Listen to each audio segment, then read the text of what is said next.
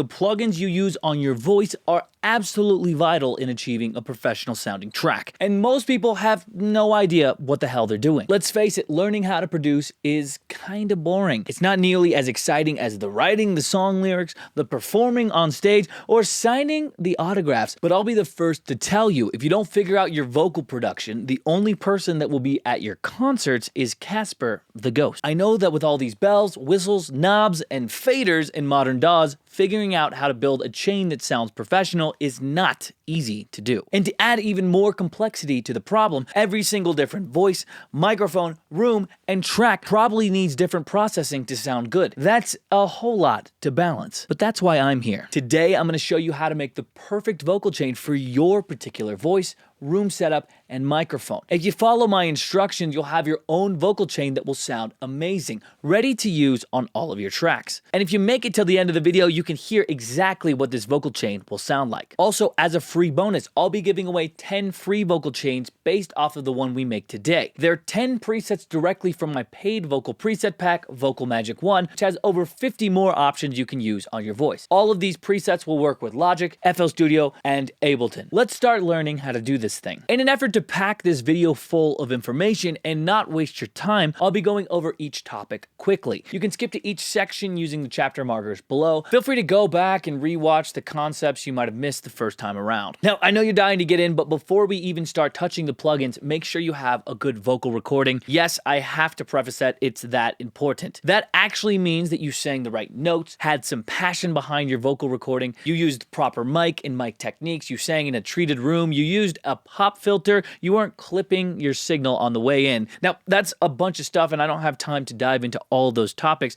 but I do have a full detailed video guide you can follow up here on how to record your voice. Now, if your vocal recording's sounding great, let's hop into the processing. Here we have the track. Let me play for you the demo beforehand so you can get an idea of the vocal we're working with today. The way I'm going, it's the hard way, but I will keep on going through the dark days. Sweet, there's just a little taste. We'll be listening to the song plenty, so don't worry about it. First, mostly, we're going to take a look at our vocal waveform. You see that squiggly line of the sound you recorded? Yeah, that's what we're going to inspect. If your waveform looks consistent and there's not a lot of variance between your peaks and valleys, then way to go. You probably recorded really well. Maybe you were doing spoken word or rapping. Awesome stuff. You can already skip this step and move on to the next one. But more than likely, your voice will look really dynamic like this. You see all these peaks and valleys that are here? Those indicate a large change in the recorded volume. To get the best results, we'll have to manually go through and adjust the gain of each individual word so that they're more consistent. This is going to ensure that once our vocal hits the compressor, they're all hitting it at an even rate, so it sounds more natural, better, all the good adjectives you want to hear. Now, going through the vocal like this may be a bit tedious, but it will absolutely give the best results. To change the gain, we're going to add and automate a gain plugin. Then we'll use the best tools we have as producers to make music, our ears. So I'm just going to go through, take down every part that's too loud, and bring up every part that's too quiet till I get a consistent volume.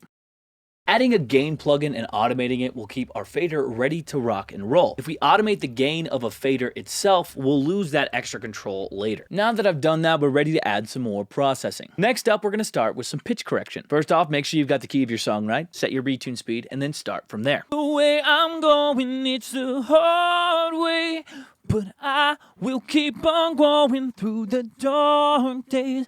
If you're still getting a weird sound, you might have to re-record your vocal or use some advanced pitch editing software like Flex Pitch, Melodyne, or Auto-Tune's Graph Mode. Once everything is sounding on key, we'll move on to the next part. Now we're actually getting into the main course of our vocal chain. But to make things easier when it comes to copying my exact settings, I'm going to show you guys a little trick. If you guys across the virtual world can make your vocals the same loudness as mine before any processing, then you'll be able to pretty much copy my compressor settings for the most part. To do that, we'll put a loudness meter after the gain plugin you put on. We'll put it before the pitch correction in this case. We're looking at this S right here. This is a measure of a bit longer amount of time. And we're shooting for around -18 LUFS. If it's too loud, you can adjust the gain downwards using the inspector region, or you can adjust it upwards for the opposite. Going through the dark days, no, I won't quit hoping till I can break it all. open, oh yeah. Alternatively, you can also take all of your automation data at once and push it all up a couple dBs or down a couple dBs. Same thing. Once you're hitting around negative 18 LUFS, you'll be able to use most of the settings I'll show you in this video. This will also work extremely well if you decide to use this vocal chain will create on other vocal tracks that you have. Just follow these first steps, make sure you're at negative 18 LUFS, copy and paste these plugins, and you'll be good to go. This is the exact way I set up those 10 free vocal chains I'm giving away below. So if you download them, make sure they're at negative 18 LUFS before you use them. Now notice we haven't even talked about your personalized vocal chain yet. We've just been polishing up the vocal that you've already recorded. And that's because to get the best results, you really do have to do all this preliminary stuff first. But don't worry, we're about to hop in. Now we're gonna add some gentle compression to the voice. And we're finally getting into building your personalized vocal chain. The idea of this compressor is just to glue some of the volume changes we made together to help the vocal feel more consistent. Especially if you did these automations by hand, chances are you didn't nail it perfectly. We'll keep our compression ratio kind of gentle at a 2:1. We'll keep a faster attack around 10 milliseconds, and we'll take a longer release time. And because our vocal's hitting around negative 18 LUFS, you can set your threshold right here. The hard way,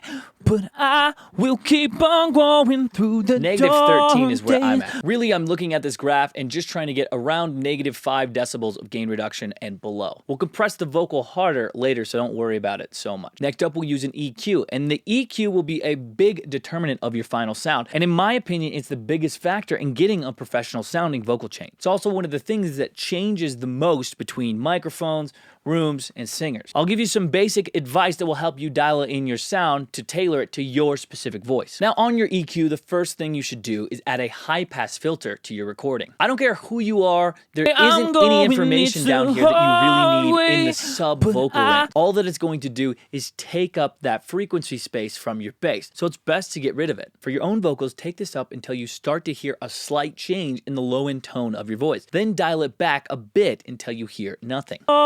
Days. Oh, no, I won't quit open till I can break it open. Oh yeah. For males, this might be around 125 hertz. For females, maybe around 175 hertz. But like I said, it depends on the singer and the performance. Do what sounds good to you. The higher you go, the thinner your voice will sound, which in some cases can be desirable. Till I can make it all turn my way. Another thing to keep in mind, if you recorded your part really close to the microphone, you might want to cut away most of this low end even more. Most microphones have what's called a proximity effect, which adds some low end boominess in the lower frequencies the closer you get to the microphone. Next up on the list, we'll want to tackle the low mid muddiness that a lot of vocal microphones have. The way I'm going, it's the hard way, but I will keep on going through the dark days. For males and lower singing parts, this might be around 500 hertz. For females and higher singing parts, it might be closer to 1000 hertz. All we're going to do here is make a nice little dip to help get rid of those muddy frequencies. 3 decibels should be enough to hear a slight difference, but you may need more. I recommend working in increments of 3 decibels if you're just starting out. That will give you enough so you can actually hear a change. If you're struggling to hear these specific frequencies you're cutting out, you can always boost your EQ in this spot by a lot to identify what the hell you're even hearing. The way I'm going, it's the hard way, but I will keep on going through the dark days.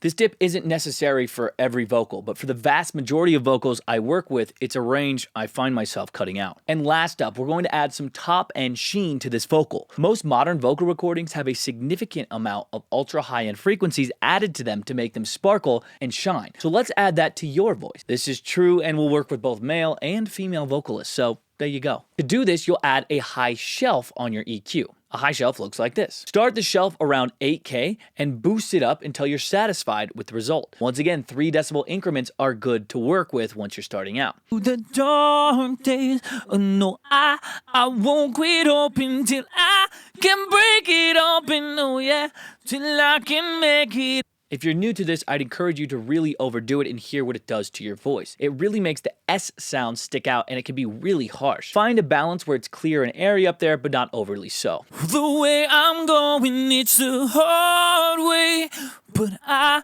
will keep on going through the dark days. For my own vocals in Logic, lately I've been really enjoying the sound of the Pultec simulated EQ called Tube EQ. I'm going to add this high end with this plugin. I'm going to do the same thing that I'm doing with this visual EQ, but I just think it sounds a little better. Go to my frequencies, 8000, high bandwidth. The way I'm going, it's the hard way. But I will keep on going through the dark days. No. There you go. Now your vocals are probably sounding pretty good, but there's still some things we can do to take them to the next level. Did you think we were done with compression? No. Even though we've automated our gain and had a subtle compressor at the beginning of our chain, there's still work to be done. If we want to nail that modern compressed vocal sound, we need some more compression. We'll add another compressor in our chain here. For this compressor, let's make it a FET type compressor, which is modeled after an 1176. This type of compressor adds a color to your voice, but it sounds really good, and it's my favorite type for vocal. For this compressor, we'll hit the voice a bit more aggressively. We'll set our ratio to 4:1. We'll have our attack medium speed around 20 milliseconds, then we'll set our release to around 50 milliseconds. I won't get into the nitty-gritty of why I chose these specific settings, but if you're interested in learning more about compression, you can watch a video I made right up here. Then we'll once again set this threshold so we're getting between 5 and -10 decibels of gain reduction. The way I'm going, it's the hard way. We'll also turn off auto gain so we don't clip. We'll keep on going through the dark days. No, I won't quit hoping till I can break it open. Oh yeah. Perfect. For me, I'm at -24 decibels, and if you followed my -18 LUFS, you can choose the same. But be careful with overdoing your compression. If you overdo it, you'll start to take some of the life out of your vocal performance. It's important to balance the amount of compression with the energy of the original vocal. If your voice still has a lot of volume inconsistencies between words, go back and change that gain automation we worked on at the beginning. Or you can add another compressor on top of the one we just used. Be careful adding a second compressor though. It's quicker, but it's more likely to sound overcompressed. Okay, now we're on to the delay portion of your vocal chain. This is highly specific to each song, genre, and even singer. So I'll just give you some basic pointers so you can use them to craft your own vocal chain delay per whatever song you're working on. There are two main ways of adding delay to a vocal. One of them is putting delay directly on the track itself. The other involves using a delay bus or send and mixing the signal in with the original. I normally use buses because they provide more control, but to keep things simple for this video, I'll add the delay directly to the track. When adding delay directly on your track, make sure that your output mix or that your dry knob is set to 100%. This one doesn't have a dry knob, it just has these two wet knobs. So if we go 100%, it's only going to play this delay. If we take it to 30%, for example, it's going to play 30% of that compared to the dry signal. The way I'm going, it's the hard way. You can use these knobs to get more or less delay. If you want your delays to last longer, you can increase the feedback. The way I'm going, it's the... You can also change the length of delay, which is probably the biggest determinant of the delay sound. Most modern delay plugins are automatically synced with the BPM of a song, so they'll align with the track's tempo and speed. But if you want your delays to stand out of your song and be heard even more, I recommend desyncing them from the BPM. I'm not sure if that's a word. Delays that aren't directly on the beat tend to stick out more. For this, I'm going to use an eighth note and a quarter note, just like the default was. Once you've dialed in some good delay settings, it's time to add some reverb. Just like delay, there are two main ways of adding reverb to a track, directly on the track or through an auxiliary bus. I prefer using buses once again, but just like before, to keep things simple, I'm just going to put this on the track itself. I also like putting reverbs after my delays so that my delays aren't so dry, but feel free to experiment to see what sounds good on your voice. For reverb directly on the track, we'll want to take the dry knob up to 100%, then we'll take the wet knob and mix it to taste. The way I'm going, it's the hard way. The biggest factors you'll need to worry about for your reverb are the type of space you choose and the length of the reverb itself. Long reverbs can sound awesome, but they can also take up a lot of space in the mix. The way I'm going, it's the hard way. The reverb type will also play a big role in how it sounds. Some common types include halls, rooms, special effects, and plates. I recommend starting off your reverb by selecting a preset. There's usually a ton of them out there. But for vocals specifically, I like using plate style reverbs. But just like with everything, experiment to find what works for you in your genre and your song. The way I'm going, it's the hard. Alright people, we're pretty much there, but before I show you the end result and the before and after of our vocal, I want to remind you that building your own vocal chain takes some experimentation. If you don't get it right the first time, keep on trying. Use the settings I've discussed and talked about as a starting point and tweak them for your own individual voice, mic, and room. Also, feel free to download my 10 free vocal chains below and tweak some of those settings. Those 10 chains feature some effects we didn't have time to cover in this extensive video, but they can really add to your sound. Now it's the time you've been waiting for. Let's hear exactly what we were able to accomplish with our vocal processing throughout the video. I'll play the before without any plugins, and then halfway through I'll switch to the after with all the plugins we used. The way I'm going needs to hold